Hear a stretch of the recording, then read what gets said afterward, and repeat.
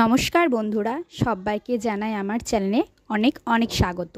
তো আজ আমি আপনাদেরকে দেখাবো খুব সহজ পদ্ধতিতে পনির আলুর সবজি রান্না।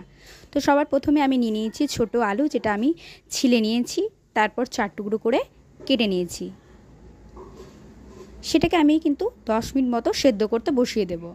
তারপরে নিয়ে নেব মশলার মধ্যে নিয়ে নিয়েছি গোটা একটা টমেটো, 10 গ্রাম মতো আদা, কাঁচা লঙ্কা 2টো, ধনে আর অল্প পরিমাণ জিরে আর গোটা গরম মশলা, যেটা আমি সম্পূর্ণ নিরামিষভাবেই দেখিয়েছি। তারপরে এখানে নিয়ে নিয়েছি কয়েকটা কাজু। তারপরে পনিরগুলোকে এইভাবে ছোট করে কেটে তারপর একটা কড়াই বসিয়ে তার মধ্যে সামান্য পরিমাণ তেল দিয়ে কেটে রাখা পনিরগুলো আমি ভেজে নেব। পনিরগুলো লাল লাল করে ভাজা হয়ে গেলে ওই একই কড়াইয়ে দিয়ে দেব আরও সামান্য পরিমাণ তেল। আমি এখানে টোটাল ওই 50 গ্রাম মতো তেল ব্যবহার করেছি। তেল দিয়ে দেওয়ার পর ওর মধ্যে দিয়ে দেবো সেদ্ধ করে রাখা আলুগুলো, জল ছেঁকে দিয়েছি আমি। তারপর আলুগুলো ভাজা হয়ে গেলে সেটাকে তুলে ওই একই তেলের মধ্যে দিয়ে দেবো একটা গোটা তেজপাতা, তার মধ্যে দিয়ে দেবো বেটে রাখা মশলা। এখন কিন্তু আমি কাজু বাটাটা দিইনি, কাজুটা আলাদা করে আমি বেটে রেখেছি। মশলাটা কষানো হয়ে গেলে তারপর বেটে রাখা কাজুটা আমি দিয়ে দেব। কাজুটা দেওয়া হয়ে গেলে মিক্সির মধ্যে যে কাজুটা লেগে আছে সেটা আমি পরে জল দিয়ে ধুয়ে দিয়ে দেব। তারপর মশলাটাকে একসাথে মিশিয়ে ভালো করে আমি কিন্তু কষিয়ে নেব। কষানোর সময় দিয়ে দেব পরিমাণ মতো হলুদের গুঁড়ো দিয়ে দেওয়ার পর সেটাকে আবারও আমাদের কষিয়ে দিতে হবে। সেই সঙ্গে দিয়ে দেব এখানে কাশ্মীরি লঙ্কার গুঁড়ো অল্প পরিমাণে। এটা দেওয়া শুধুমাত্র কালারটা ভালো আসবে সেই জন্য। তারপর এটাকে 5 মিনিট ফুটিয়ে নেব। ফোটানোর পর আবারও আমরা কিন্তু এটাকে কষিয়ে নেব। ঠিক এই সময়তে কষাতে দিয়ে দেব আমরা টক দই। খুব অল্প পরিমাণ টক দই আমরা দিয়ে দেব। খুব বেশি টক দই হয়ে গেলে খেতে অতটা ভালো লাগবে না। টক দই দিয়ে দেওয়ার পর এটাকে আবারও খুন্তির সাহায্যে ভালো মতো করে মশলাটাকে কষিয়ে নিতে হবে।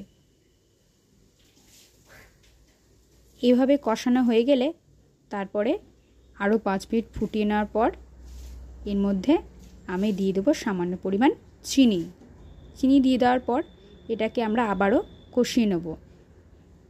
ঢাকনা ছাড়াই কিন্তু আমরা এটা কষিয়ে থাকব। তারপরে দিয়ে দেবো ভেজে রাখা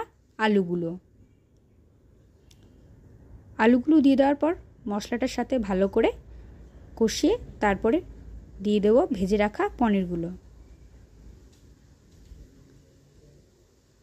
আলু আর পনির একসাথে মিক্স করে ভালো করে আবারও আমাদের একসাথে সবগুলোকে নাড়িয়ে নিতে হবে। তারপরই দিয়ে দেবো পরিমাণ মতো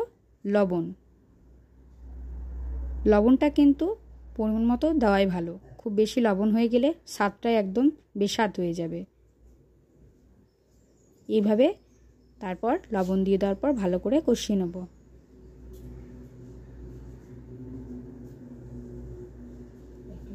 এইভাবে কষাতে তারপর এটাকে আমি ঢাকা দিয়ে রেখে দেবো প্রায় 10 মিনিট মতো। 10 মিনিট পর দেখুন তেলটা কতটা ছেড়ে এসছে মশলা থেকে।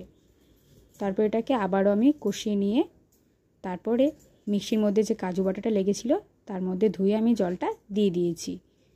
আরও সামান্য পরিমাণ জল আমি এর মধ্যে অ্যাড করে দিয়েছি। তারপরে মশলার সাথে জলটাকে ভালো করে মিশিয়ে আমি এটাকে ঢাকা দিয়ে রেখে দেবো প্রায় আরও 10 মিনিট মতো।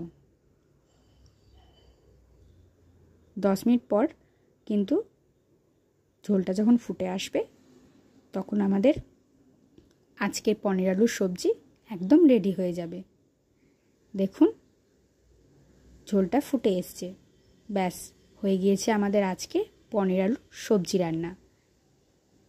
আমার রেসিপি যদি ভালো লেগে থাকে অবশ্যই তাহলে একটা লাইক করে দেবেন, আর চ্যানেলে যদি নতুন হয়ে থাকেন তাহলে সাবস্ক্রাইব করে দেবেন। সবাই ভালো থাকবেন, সুস্থ থাকবেন। নমস্কার।